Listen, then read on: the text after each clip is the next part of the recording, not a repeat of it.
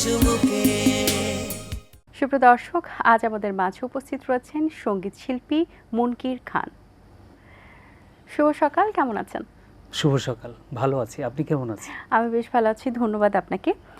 গান নিয়ে গানের সাথে পথ চলার জার্নিটা আপনার দীর্ঘদিনের, অনেক দিন ধরে আপনি গান করছেন। এই পর্যায়ে এসে গানের সাথে পথ চলার জার্নিটা কেমন মনে হয়? আসলে গান তো ভালো লাগা থেকে আমি করি, সুরের প্রতি আমার একটা দুর্বলতা থেকে। সেহেতু মানে যত দূর আমি এগিয়েছি আমার অবস্থানে আমি সন্তোষজনক মনে করি। আচ্ছা, পেছনের দিকে তাকালে সর্বপ্রথম কোন স্মৃতিগুলো বেশি মনে পড়ে যখন আপনি শুরু করেছিলেন? যখন শুরু করেছিলাম তখন তো আমি সঙ্গীত চর্চার সাথে জড়িত ছিলাম না। এই বিভিন্ন অনুষ্ঠানে এলাকাভিত্তিক বা দেখা গেলো যে রাস্তাঘাটেও আমি গান গাইতেছি, পিছনে পিছনে কিছু ছেলেপিলে হাঁটতেছে।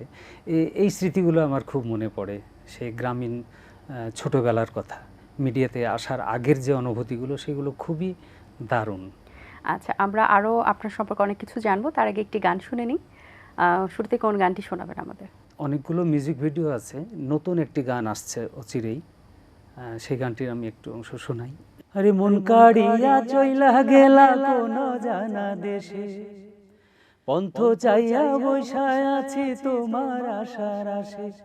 মন কাড়িয়া চইলা গেলা কোন জানা দেশে, পন্থ চাইয়া বৈশায় আছি তোমার আশার আশে। কবে মন রাঙাবো তোর পরশে রে, কাটে না সময় বন্ধু একা ভালোবেসে। আরে কাটে না সময় বন্ধু একা ভালোবেসে। তোমায় ভালোবেসে যদি হয় আমার মরণ, হাসি মুখে মরবো আমি, দুঃখের নাই কারণ। আরে তোমায় ভালোবেসে যদি হয় আমার মরণ, হাসি মুখে মরবো আমি, দুঃখের নাই কারণ। যদি না আসো ফিরে আমারে বাসরে, যদি না আসো ফিরে আমারে বাসরে, জন্মের মরা মরবো শেষে রে। কাটে না সময় বন্ধু একা ভালোবেসে, আরে কাটে না সময় বন্ধু একা ভালোবেসে। মন কাড়িয়া চইলা গেলা কোন জানা দেশে, পন্থ চাইয়া বৈশায় আছি তোমার আশার আশে। কবে মন রাঙাবো তোর পরশে রে, কাটে না সময় বন্ধু একা ভালোবেসে। আরে কাটে না সময় বন্ধু একা ভালোবেসে। বাহ, দারুণ একটি গান শুনেছেন, অনেক ধন্যবাদ আপনাকে। গানের জগতে পথ চলাতে তো খারাপ এক্সপিরিয়েন্স, ভালো এক্সপিরিয়েন্স, অনেক ধরনের অভিজ্ঞতাই তো মানুষ গেইন করে। আপনার কাছে কোন অভিজ্ঞতাগুলো মনে আছে, বা ভালো খারাপ কোন দিকগুলো আপনার কাছে মনে পড়ে? আমি এই সঙ্গীত জীবনে আসার অনুপ্রেরণা হিসেবে আমার আপন ছোট ভাই ঢাকায় পড়ালেখা করতো। সে চাইলো যে আমি যেহেতু গান গাইতে পারি ঢাকায় আসি, তো আমার একটা অ্যালবামের কাজ হয় শুরুতেই, এবং গান শুনে পছন্দ করে একটা অফারের মাধ্যমে ক্যাসেট বের হয় 2001 সালে। তো সেই সময় কোম্পানি থেকে আমাকে বলা হলো যে আপনি টেলিভিশনে গান করেন, কারণ প্রচার দরকার, তাহলে আমাদের অ্যালবামগুলো ভালো চলবে। তো কোম্পানির মাধ্যমে আমি তখন টেলিভিশনের প্রথম বিটিভিতে মানে অডিশন দেই, পাশ করি, গান করি। তো এই যে একটার সাথে আর একটা রিলেটেড যে বিষয়গুলো, যে আমার ছোটো ভাই নিয়ে আসলো, পরে সাউন্ডটেক থেকে আমার অ্যালবাম বের হলো, সাউন্ডটেক বললো টেলিভিশনে গান করতে হবে। টেলিভিশনে গান করার পর আরও বোদ্ধা গুণীজন ওরা বললো রেডিওতে গান করতে হবে, তারপর রেডিওতে লিস্টেড হয়ে গেলাম। মজার বিষয়টা হলো যে আমি কখনো ভাবিনি যে আমি সঙ্গীত শিল্পী হব, কিন্তু এই যে একটার পর একটা বিভিন্ন অনুপ্রেরণায় আজকে আমার এটা আমার খুব ভালো লাগে। বাহ, আর কোনো খারাপ এক্সপিরিয়েন্স আছে? না, সঙ্গীত নিয়ে তেমন খারাপ বা এক্সপেরিয়েন্স অপ্রাপ্তির কোনো বিষয় আছে কিনা? না, অপ্রাপ্তি অ্যাকচুয়ালি প্রত্যেকেরই তো চাওয়া থাকে, চাওয়ার তো শেষ নাই। সবাই তো একজন পরিচিত, বিখ্যাত বা স্টার সিঙ্গার হতে চায়, সেটা আমি পারিনি। ইচ্ছে হয় যদি কখনো হতে পারি, কিন্তু আক্ষেপ নাই। আচ্ছা, বেশ। গান, মৌলিক গানের সংখ্যা কত? আমার মৌলিক গান 100-র উপরে। আমার 10টা একক অ্যালবাম আছে সাউন্ডটেক থেকে। গানের সংখ্যা আমার অনেক বেশি এবং বিভিন্ন লোকগীতি যে কাভার সং সেগুলো মিলিয়ে আমার 150 গান হবে আমার নিজস্ব গাওয়া। আচ্ছা, এর মধ্যে আপনার পছন্দের গান কোনগুলো বা দর্শকরা কোন গানটি বেশি পছন্দ করেছিল? আমার তো দুটি গান ব্যাপক জনপ্রিয়তা পেয়েছে, যদিও আমাকে সে গানের শিল্পী হিসেবে কেউ চিনে না। যেমন নাচের অঙ্গনে একটি গান আছে, গাও হেলানি দিয়ে নাচে গোলাপি। বাংলাদেশের সমস্ত নাচের গ্রুপ সেটিতে নাচ করে, ইউটিউবে শত শত নাচের লিঙ্ক পাওয়া যায়, নাচ করতেছে ছাড়তেছে, কিন্তু গানটি আমার গাওয়া। এটি প্রচলিত গান, কিন্তু আমার কণ্ঠের গাওয়া গানটি আজকে নাচের অঙ্গনে বিখ্যাত, গাও হেলানি দিয়ে নাচে গোলাপি। আমরা গানটি শুনবো আপনার কাছ থেকে। গাও হেলানি দিয়া নাচে গোলাপি, কোল হেলানি দিয়া নাচে গোলাপি, গোলাপি আজ বাদশা জাদি মন ভুলাইবে নাচতে, গাও হেলানি দিয়া নাচে গোলাপি, কোল হেলানি দিয়া নাচে গোলাপি, গোলাপি রই নাকের বেসর চকমক চকমক করে, গোলাপি রই গলার মালা চকমক চকমক করে, গাও হেলানি দিয়া নাচে গোলাপি, কোল হেলানি দিয়া নাচে গোলাপি।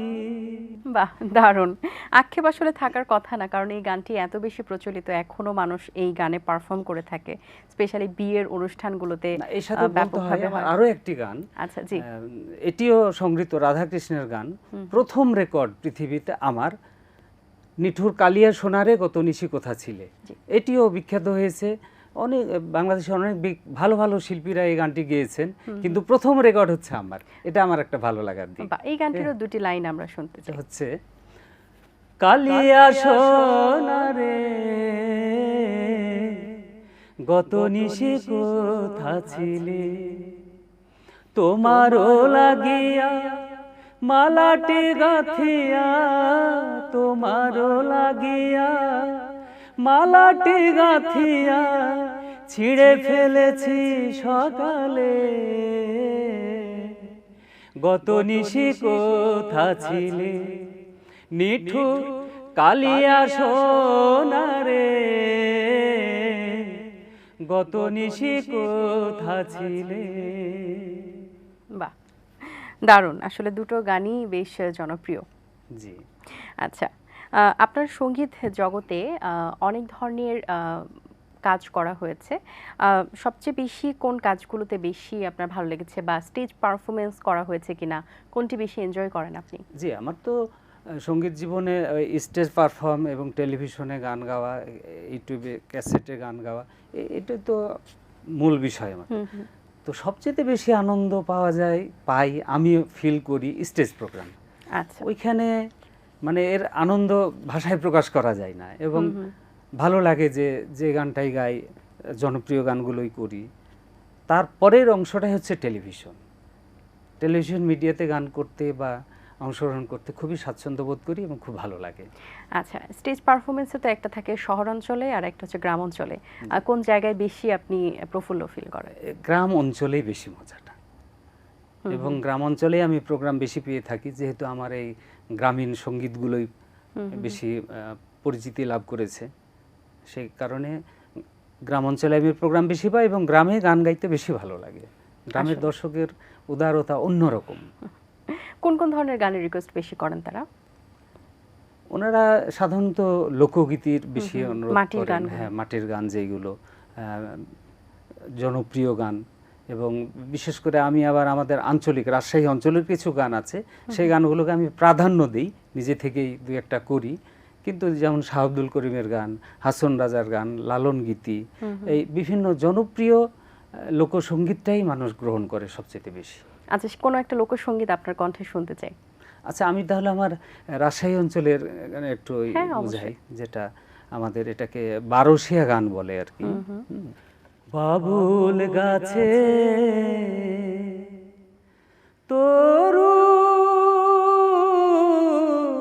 লতা হে,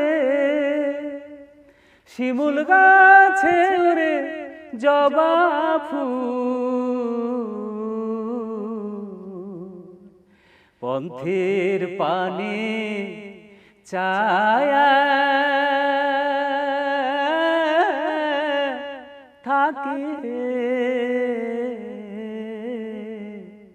বন্ধুর বাড়ি ওরে কত দূর পন্থের পানে ছায়া থাকে বন্ধুর বাড়ি ওরে কত দূর বন্ধু আমার চাকরি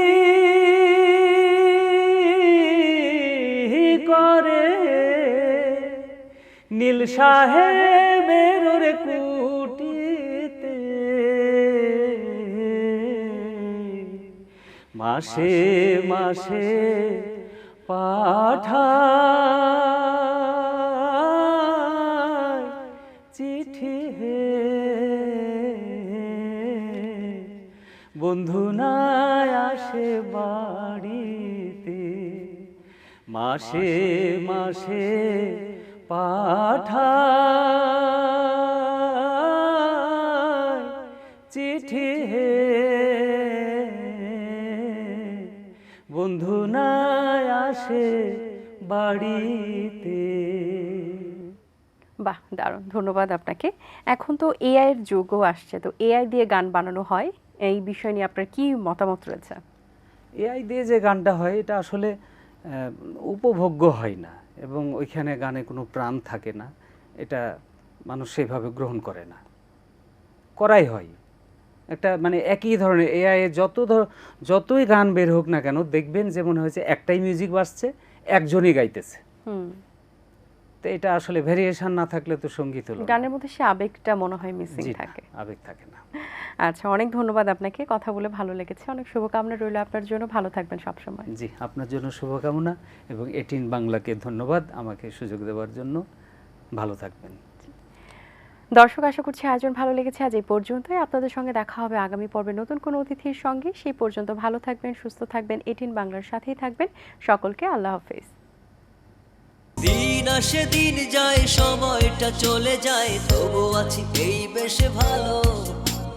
জীবনটা রঙময়, যেভাবেই হওয়া চাই, নয় কভু সাদা কালো। এই আশাতে স্বপ্ন ভাসে, সুখ হাসে চোখে মুখে, চায়ের চুমুকে।